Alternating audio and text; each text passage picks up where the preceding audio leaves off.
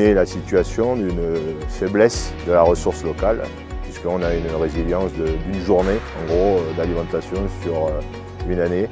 On pourrait produire une journée d'alimentation sur le territoire. Donc à partir de ce constat, on a essayé de mener une politique de développement de l'agriculture nourricière.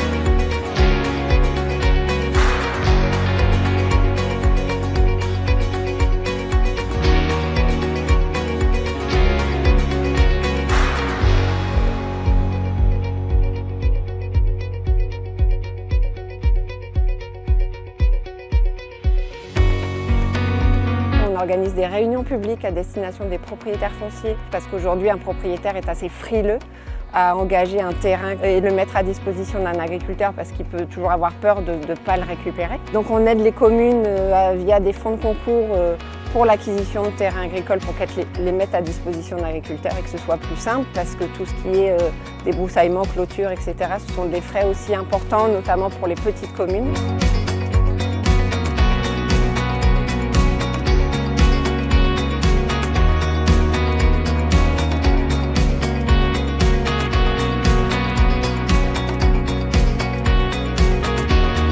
C'est un pleurote bio qui s'appelle la sous-variété, c'est un pleurote géant.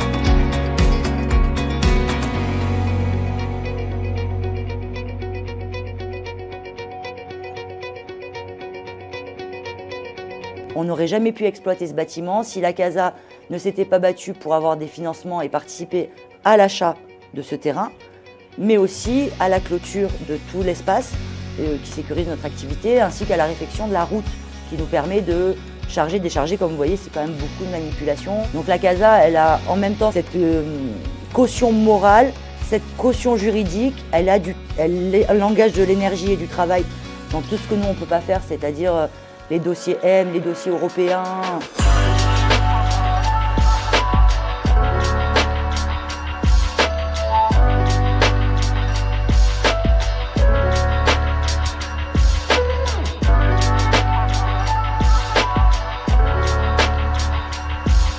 Tant que je travaille sur les terres en tant qu'agriculteur, je garderai le sol, donc ça c'est grâce à eux.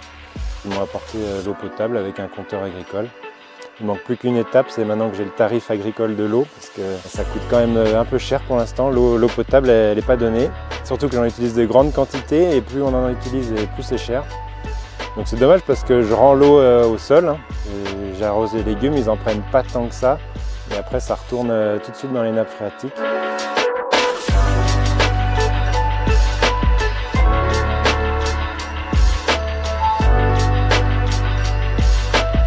Les personnes qui s'installent aujourd'hui sont soit en reconversion professionnelle, soit sortent de l'école. Donc c'est vrai que ça reste un peu un parcours du combattant de s'installer aujourd'hui et donc c'est important qu'il y ait des soutiens des collectivités pour faciliter cet accompagnement et ce parcours à l'installation qui est compliqué aujourd'hui.